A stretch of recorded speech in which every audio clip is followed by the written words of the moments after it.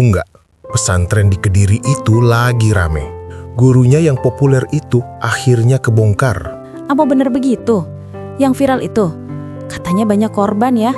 Serem. Iya, tapi yang paling bikin heboh, ada santri baru yang berani ngegas dia. Hah? Berani lawan? Semua orang aja diem ketakutan. Makanya heran, anak itu beda. Katanya bawa aura wali.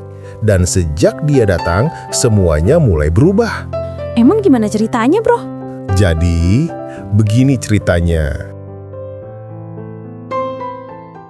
Assalamualaikum teman-teman semuanya. Selamat datang kembali di channel ini, tempat kita berbagi kisah penuh hikmah, keberanian, dan cahaya kebenaran. Sebelum kita mulai cerita yang sangat menggugah ini, jangan lupa untuk mendukung channel ini dengan like, subscribe, dan aktifkan lonceng notifikasinya, agar kalian tidak ketinggalan kisah-kisah inspiratif berikutnya. Dan nanti di akhir cerita, jangan lupa tinggalkan komentar Masya Allah jika kalian merasakan pesan moralnya. Sekarang, mari rebahan, tenangkan hati, dan rasakan kisah menakjubkan berikut ini.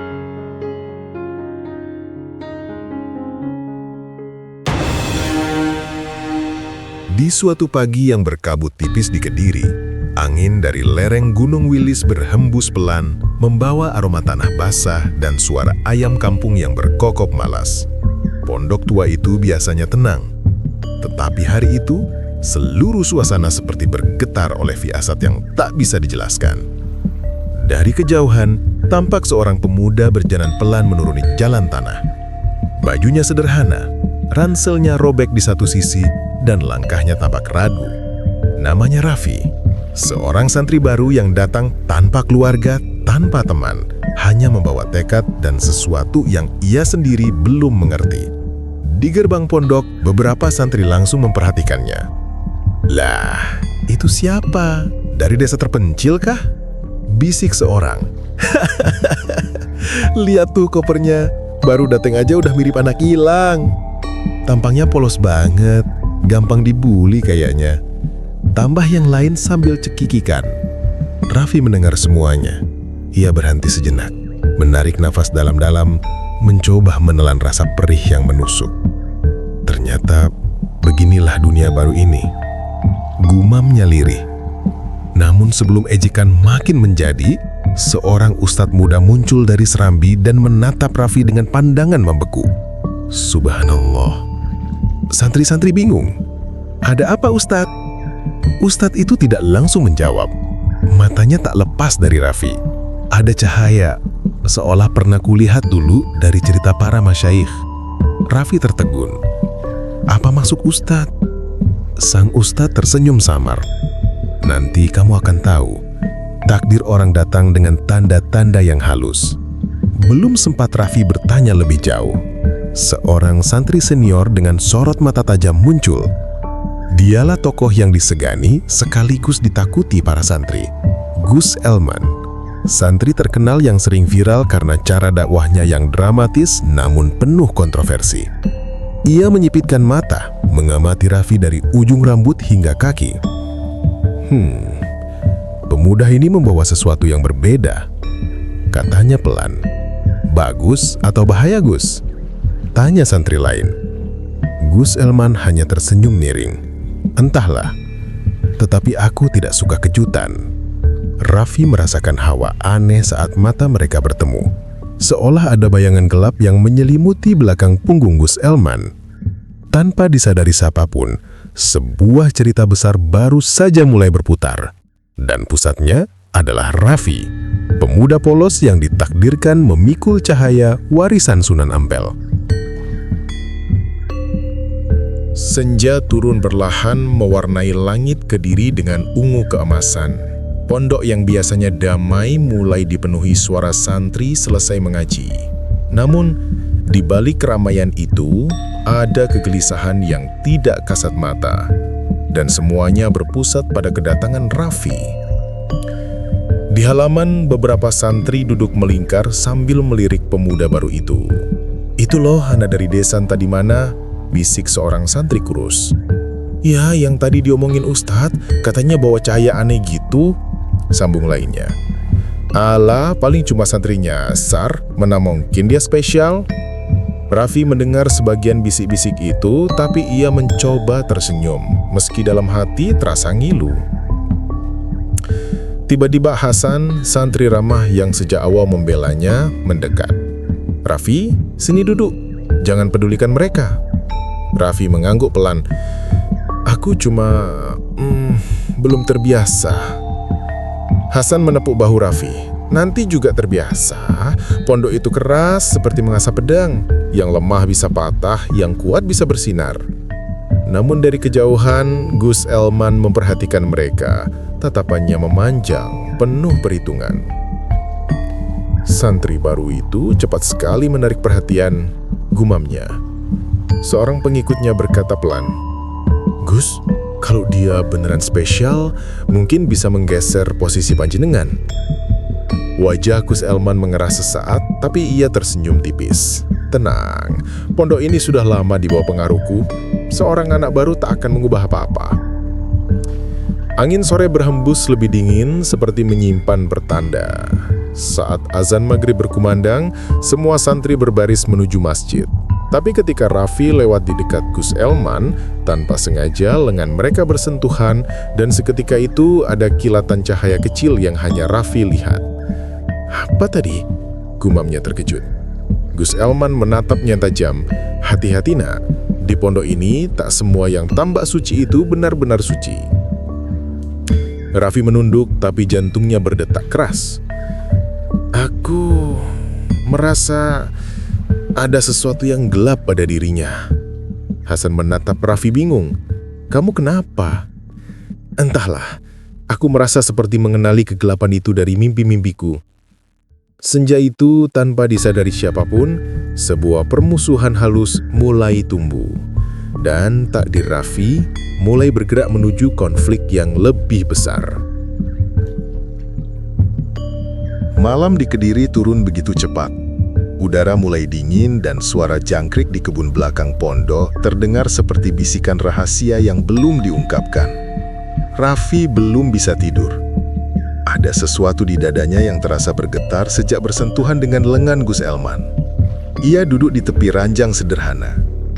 "Kenapa aku merasa seperti mengenal kegelapan itu?" bisiknya. Hasan yang tidur di sampingnya membuka mata. "Masih kepikiran, Vi?" Raffi mengangguk. "Aku lihat kilatan aneh, seolah ada cahaya yang menolak kegelapan." Hasan mengerutkan kening. "Cahaya? Kegelapan? Kamu ngomong kayak dalam cerita hikayat. Aku sendiri nggak ngerti," jawab Raffi lirih. Belum sempat mereka bicara lebih jauh, pintu kamar berderit. Seorang santri senior masuk dengan wajar dingin. "Kalian dua, hati-hati kalau ngomong. Nama Gus Elman sensitif. Jangan sok bicara seolah kalian tahu apa-apa." Hasan menegang. "Kami cuma ngobrol biasa, Mas." Santri itu mendengus. "Ingat, pondok ini punya hierarki. Anak baru tidak boleh bertindak aneh." Ia pergi begitu saja, menyisakan hawa tegang di ruangan. Raffi menatap lantai. "Kenapa semua seperti takut pada Gus Elman?" Hasan menjawab pelan. "Dia dekat dengan para tokoh. Banyak yang menghormati. Banyak juga yang takut." Tidak lama setelah lampu dimatikan, kantuk mulai menelan Raffi. Namun ketika matanya terpejam, ia terjatuh ke dalam mimpi yang terasa lebih nyata dari dunia. Ia melihat seorang lelaki berjubah putih berdiri di tengah cahaya lembut. Wajahnya teduh, sorot matanya dalam, mengalirkan ketenangan. Siapa panjenengan?" tanya Raffi terbata. Suara lembut menjawab, "Engkau datang bukan sebagai orang baru. Engkau membawa amanah lama." "Amanah apa?" "Amanah cahaya. Cahaya yang pernah kuwariskan kepada orang-orang pilihan." Raffi merasa dadanya bergetar. Apa hubungannya dengan pondok ini? Dengan Gus Elman? Figur itu memandang jauh, kemudian berkata, "Kegelapan yang mengakar hanya bisa dikalahkan cahaya yang bangkit. Dan engkaulah salah satu penjaga itu." Raffi tersentak, bangun, tubuhnya basah oleh keringat. Hasan panik. Vi, kamu kenapa? Raffi terengah. Aku bertemu seseorang, seperti wali atau guru lama. Tiba-tiba dari luar kamar terdengar suara gaduh, seperti benda jatuh keras. Kalian dengar itu? Tanya Hasan. Raffi mengangguk dengan tegang. Di luar, di lorong gelap, siluet seseorang terlihat berjalan. Dan Raffi tahu persis itu siapa. Gus Elman. Dan ia berhenti tepat di depan pintu kamar Raffi. Permusuhan itu akhirnya mulai menunjukkan wajahnya. Lorong pondok gelap dan panjang, hanya diterangi lampu minyak yang berkedip-kedip seperti sedang ketakutan. Raffi dan Hasan menahan napas ketika langkah itu berhenti tepat di depan pintu kamar mereka. Pintu perlahan terbuka. Di sana berdiri Gus Elman. Wajahnya separuh disinari temaram, membuat sorot matanya tampak lebih tajam dari biasanya. Raffi, suaranya lembut, namun dingin seperti malam tanpa bulan. Ada apa, Gus? Hasan refleks berdiri, mencoba melindungi temannya. Elakkan sedikit, Hasan. Aku mau bicara dengan tamu baru kita ini. Raffi berdiri perlahan. Ada yang bisa saya bantu, Gus? Gus Elman tersenyum kecil, senyum yang tidak sampai ke mata. Kamu menarik perhatian banyak orang, bahkan perhatian yang tidak seharusnya. Raffi mengerutkan kening. Maksudnya? Kau baru datang, tapi sudah membuat ustadz melirikmu. Santri-santri membicarakanmu. Dan ia mendetat, bisikannya seperti angin dingin. Kau membawa sesuatu yang tidak biasa. Raffi menelan ludah. Saya tidak mengerti. Gus Elman menatapnya lama, seolah ingin melihat isi hatinya. Kau lihat sesuatu tadi sore kan? Kilatan? Aura? Atau cahaya? Hasan menoleh cepat. Gus, itu cuma... Diam, Hasan. Aku bicara dengan dia. Raffi mencoba tenang. Saya hanya merasa ada sesuatu yang janggal. Janggal? Hati-hati, Raffi. Di pondok ini, kata janggal bisa menjadi bahaya. Hening mengalir seperti air dingin. Lalu tiba-tiba, Gus Elman menatapnya lebih dekat, hampir sejengkal dari wajah Raffi. Kalau kau datang membawa cahaya, maka ingat baik-baik, ucapnya lirih. Setiap cahaya pasti punya lawan. Sebelum Raffi menjawab, Gus Elman membalikkan badan dan pergi begitu saja, meninggalkan aura gelap yang menempel di udara seperti asap. Pintu tertutup. Hasan langsung menghampiri Raffi. Vi, kamu harus hati-hati. Dia bukan orang yang bisa diajak main-main. Raffi menunduk, merasakan jantungnya berdegup cepat. Aku nggak takut, San. Tapi aku juga belum paham apa yang sebenarnya dia lihat dariku. Hasan menatap langit-langit kamar. Sepertinya kamu membawa beban yang nggak kamu sadari. Raffi memejamkan mata. Cahaya lembut dari mimpinya tadi kembali terbayang bersamaan dengan bisikan wali berjubah putih. Jika aku benar membawa cahaya, maka aku harus menemukan alasannya. Di luar, angin malam menerobos pepohonan bambu, menghasilkan suara yang terdengar seperti peringatan. Konflik Raffi dan Gus Elman baru mulai, dan lorong gelap itu adalah saksi dari awal perang yang tak terlihat. Pagi berikutnya datang tanpa kicau burung. Udara terasa berat, seolah seluruh pondok sedang menyembunyikan sesuatu. Raffi bangun dengan kepala penuh tanya. Mimpi tentang wali berjubah putih masih melekat. Begitu juga tatapan mengancam dari Gus Elman. Saat menuju sumur untuk berwudu, ia melihat dua santri berbisik-bisik di balik pagar bambu. Semalam katanya ada yang lihat Gus Elman keluar pondok diam-diam. Masa jam berapa? Lewat tengah malam. Katanya menuju rumah warga di sebelah sungai. Raffi berhenti berjalan, hatinya bergetar aneh seperti ada dorongan untuk mendengar lebih jauh. Santri itu melanjutkan, dan yang lebih aneh, dia balik sambil marah-marah sendiri. Kayak ada yang dia sembunyikan ya. Iya, tapi siapa berani ngomong? Bisa gawat. Hasan menepuk pundak Raffi dari belakang. Kok nguping? Aku cuma merasa ini penting. Hasan menghela nafas. Vi, ini pondok. Keanehan itu biasa. Tapi kalau sudah melibatkan Gus Elman, lebih baik hati-hati. Raffi menatap pagar bambu itu lagi. Ada getaran kecil di dadanya. Suara yang sama seperti dalam mimpi. Cahaya hanya menuntun pada kebenaran, bisik suara wali dalam ingatannya. Siang harinya pondok mendadak gaduh. Seorang santri kecil menangis karena ditemukan pingsan di belakang musola.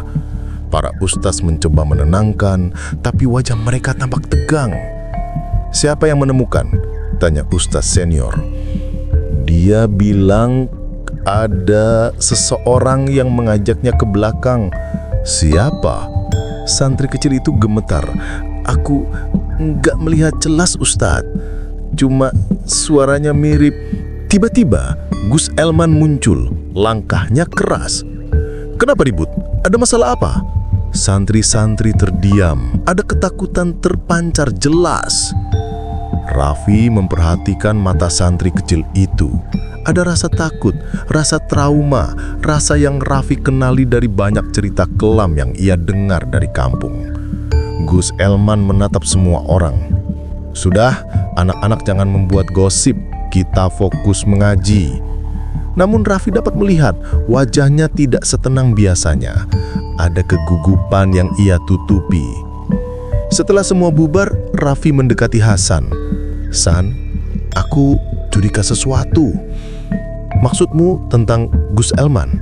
"Iya, ada sesuatu yang dia sembunyikan dan aku harus tahu." Hasan memegang lengan Raffi kuat-kuat. "Vi, jangan gila. Dia bukan orang biasa. Pengaruhnya besar." Raffi menatap jauh melihat siluet Gunung Wilis yang memudar di balik cahaya sore. "Kalau benar aku membawa cahaya, mungkin itu untuk melawan kegelapan ini." Hasan menghela nafas berat. "Baik, tapi kalau kamu maju, aku ikut." Senja turun. Angin membawa aroma bambu dan tanah lembab. Aroma yang menandai dimulainya sebuah perang yang tak terlihat. Dan malam itu untuk pertama kalinya, Raffi bertekad menyelidiki sisi gelap sang Gus Viral. Malam kembali turun di Kediri. Angin dari Gunung Wilis berhembus lambat, membuat daun bambu berdesir seperti suara orang yang sedang berbisik. Raffi duduk di serambi belakang pondok, menatap gelap, di mana banyak kebenaran yang belum terungkap. Hasan datang membawa lampu minyak kecil. "Vi, kamu yakin mau lakukan ini malam ini?" Raffi mengangguk pelan. Semakin lama menunggu, semakin besar bahayanya. Keduanya berjalan perlahan menuju area samping pondok, tempat santri kecil ditemukan pingsan. Tempat itu gelap, sunyi, dan seakan mengingatkan mereka pada sesuatu yang tidak ingin mereka lihat. "Di sini," bisik Hasan. Raffi jongkok, memeriksa tanah. Ada jejak kaki, lebih besar dari ukuran kaki anak-anak. "Lihat, ini bukan jejak bocah," ucap Raffi. Mereka menelusuri jejak itu hingga menuju pagar bambu yang mengarah ke sungai. Semakin dekat, Raffi merasakan sensasi aneh di dadanya. Cahaya lembut seolah bergerak sendiri memandu langkahnya. "Kau merasakan itu?" tanya Hasan gemetar. Raffi mengangguk. Cahaya ini seperti menunjukkan jalan. Mereka menyusuri tepian sungai lalu melihat sebuah rumah tua dengan cahaya redup dari jendela.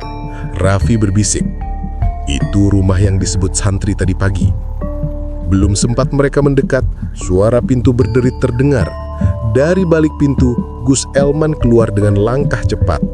Wajahnya tegang, matanya gelisah, nafasnya terburu-buru. Raffi dan Hasan langsung bersembunyi di balik rumpun bambu. "Siapa di sana?" Suara Gus Elman tiba-tiba meninggi. Raffi menahan napas, Hasan memegang bahunya kuat-kuat. Gus Elman mendekat, pandangannya tajam menembus pekat malam.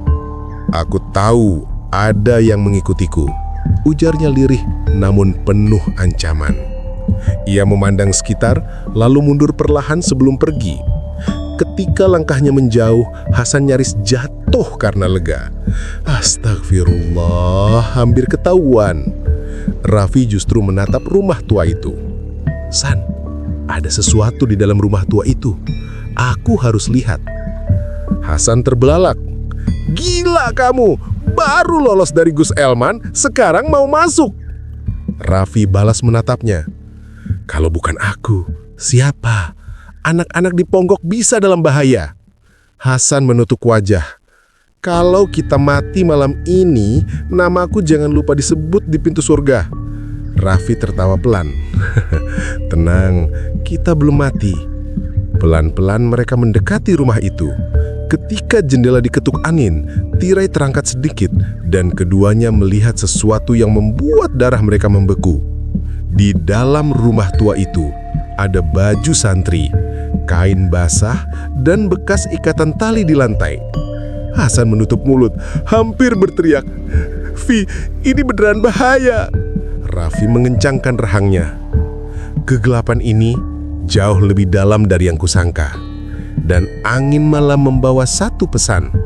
Perang antara kegelapan dan cahaya sudah tidak bisa dihentikan.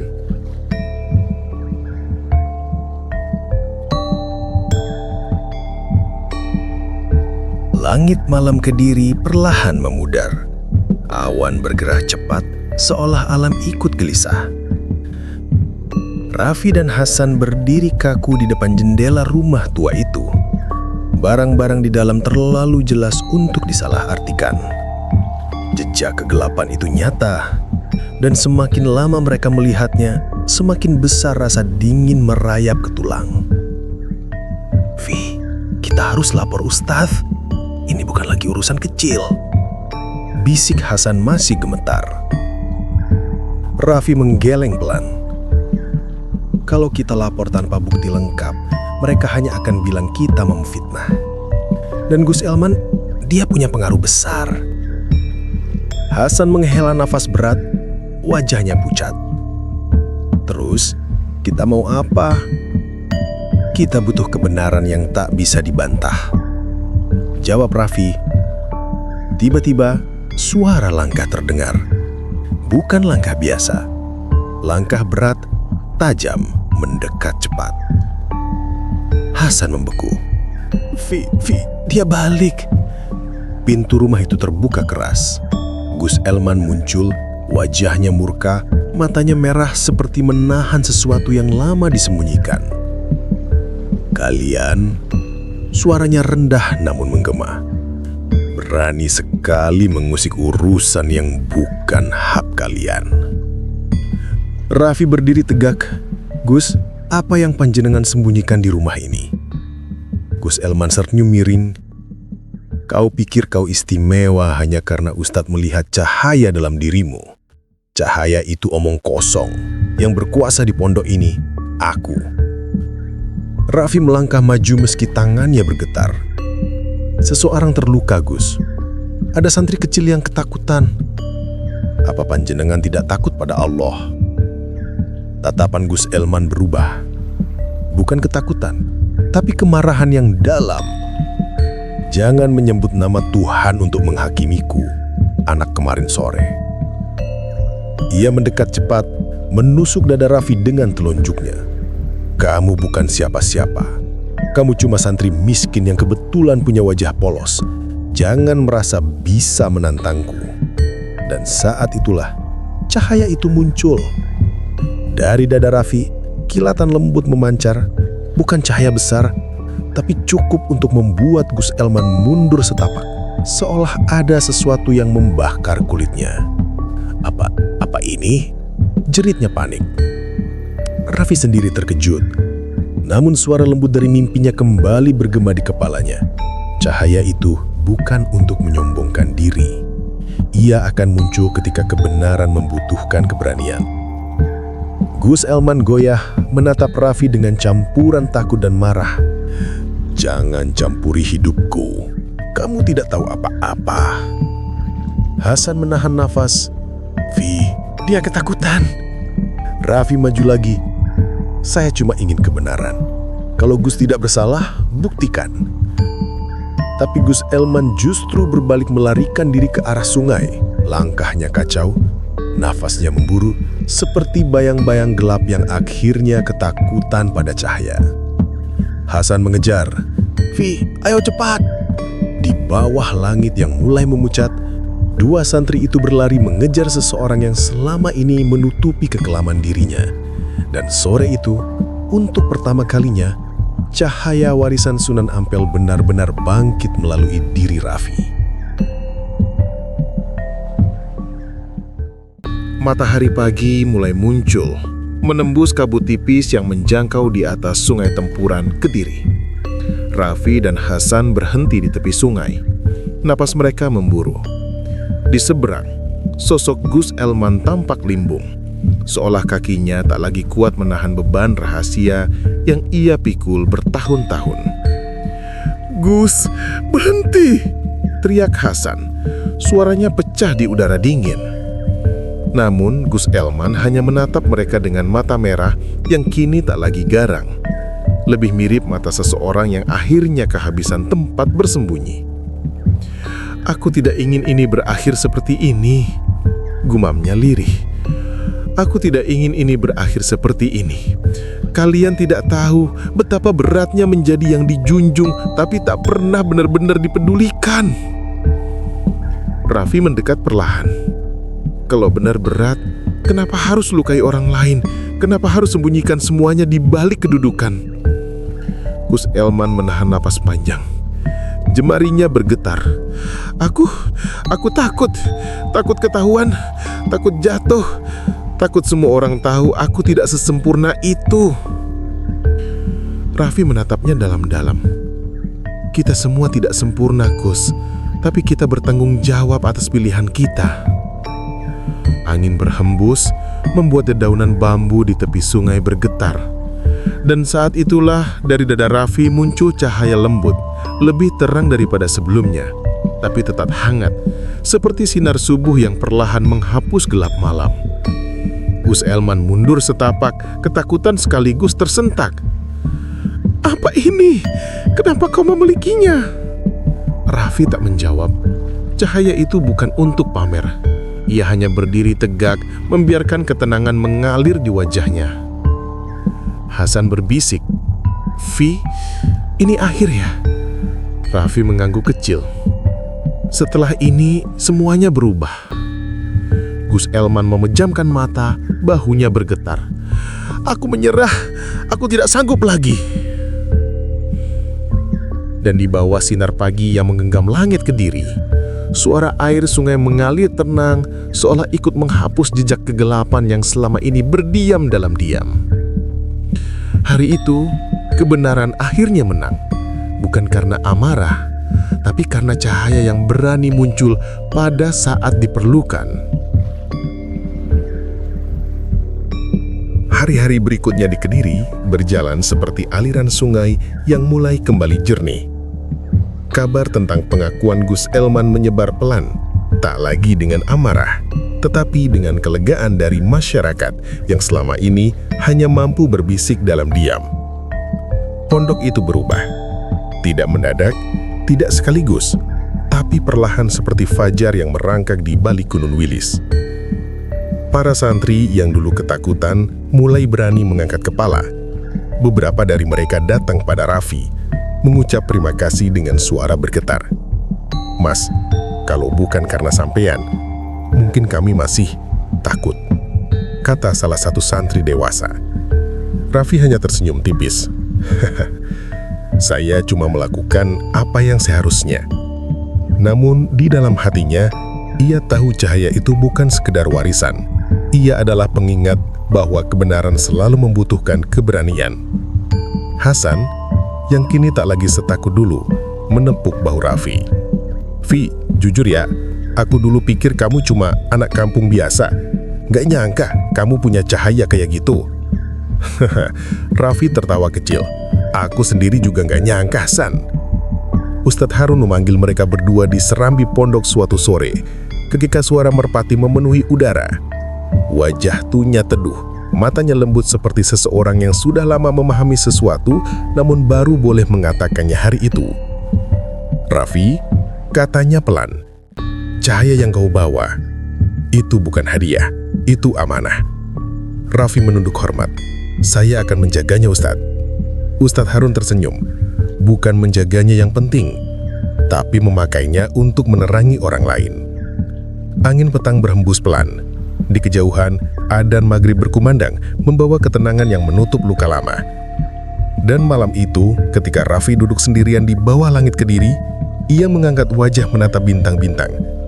Cahaya yang dulu membuatnya bingung kini terasa hangat, menenangkan. Ia berbisik dalam hati, "Sunan Ampel, terima kasih atas keberanian yang kau titipkan." Dan sejak saat itu, siapapun yang melihat Raffi selalu merasakan hal yang sama, bahwa di dalam dirinya ada cahaya lembut yang tidak membutakan tapi menuntun. Cahaya yang tidak akan padam. Cahaya yang lahir untuk mengoyak kegelapan dan menghidupkan harapan baru bagi Kediri. Dan begitulah kisah perjalanan Raffi, seorang santri sederhana yang ternyata memikul cahaya besar peninggalan para wali. Dari malam penuh fitnah, dari ancaman seorang Gus Elman yang licik dan penuh tipu daya, hingga ke detik ketika kebenaran akhirnya berdiri tegak, Raffi belajar satu hal, bahwa cahaya tidak pernah kalah. Ia hanya menunggu waktu untuk bersinar. Di Kediri, orang-orang masih membicarakan hari ketika seorang pemuda kurus dengan kopiah lusuh itu menantang arus gelap yang selama ini membungkus pesantren mereka. Mereka masih mengingat bagaimana tatapan Raffi tak pernah gentar. Meski ia tahu dirinya berhadapan dengan kekuatan pengaruh yang menyesatkan banyak orang. Namun kebenaran, seperti air yang mencari celah, selalu menemukan jalannya. Raffi tidak menjadi pahlawan yang dieluk-elukan. Ia hanya kembali ke pesantrennya, memeluk kitab tuanya, dan berdoa agar Allah menjaga dirinya tetap rendah hati. Sementara itu, jejak langkah Gus Elman memudar, ditelan kebusukan yang ia ciptakan sendiri. Dan masyarakat pun akhirnya belajar.